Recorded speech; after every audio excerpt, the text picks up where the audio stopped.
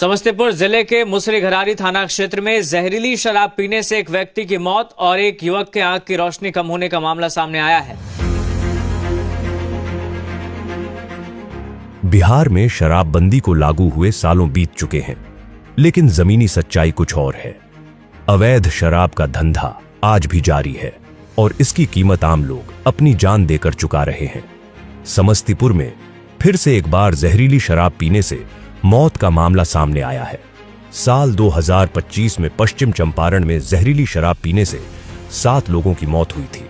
साल 2022 में भी छपरा में जहरीली शराब के कहर से 70 लोगों की मौत हो गई थी और मुख्यमंत्री नीतीश कुमार ने विधानसभा में खड़े होकर निर्लज्जता से बयान दिया था कि जो पिएगा वो मरेगा।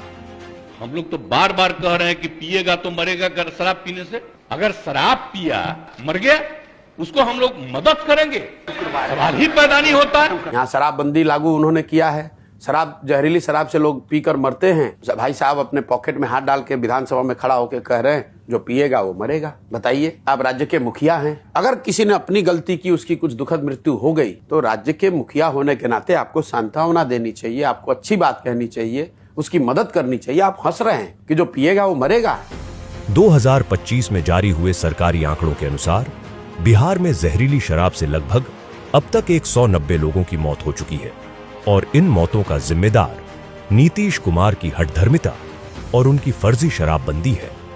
शराबबंदी सिर्फ सरकारी फाइलों में, नेताओं के भाषणों में लागू है। शराबबंदी के नाम पे शराब की दुकानें बंद की गई हैं, घर घर शराब बिक रही है। इसी छपरा में 1.5 साल पहले करीब 70 से ज्यादा लोगों की दुखद मृत्यु हुई थी। कोई बिहार का ऐसा जिला नहीं है, कोई ऐसा पंचायत नहीं है जहां पर जहरीली शराब से लोगों की मृत्यु नहीं हुई है। कुछ रिपोर्टेड हैं, बहुत घटनाओं का रिपोर्ट भी नहीं हुआ है। मृत्यु जब एकदम एक तरह से एक्सट्रीम घटना है, लेकिन सामान्यतः जो घटिया क्वालिटी की शराब है, जो शराब माफिया जहरीली शराब या गलत शराब जो बेच रहे हैं ये लोग, इसके पीने से लोगों के स्वास्थ्य पर, उनके लिवर पे जो असर हो रहा है, इसकी तो कोई चर्चा ही नहीं हो रही है। ये जो घर घर बिकने वाली शराब है, कहीं ना कहीं बिहार की सरकार को ये समझना होगा कि आप शराबबंदी के नाम पर दुकान बंद किए हुए हैं, हर घर में शराब बिक रही है और जहरीली और गलत शराब बिक रही है।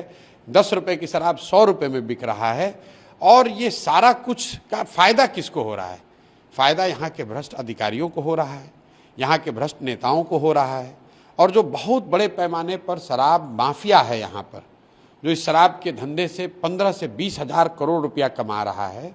ये लोगों की मिली भगत है जिन्होंने एक ये भौकाल खड़ा किया हुआ है कि शराबबंदी पब्लिक चाहती है, अगर शराबबंदी के खिलाफ बोलिएगा तो वोट नहीं मिलेगा। इसीलिए जनसुराज में हम पहले दिन से कह रहे हैं कि भाई वोट मिले या ना मिले, शराबबंदी का निर्णय बिहार के पक्ष में नहीं है, बिहार की जनता के पक्ष में नहीं है। इससे पहली बात कि कहीं शराबबंदी है नहीं, घर घर में शराब बिक रही है और इस तरह के स्पूरियस लिकर से, जहरीली शराब के पीने से लोगों की मृत्यु हो रही है, उनके स्वास्थ्य को हानि हो रही है।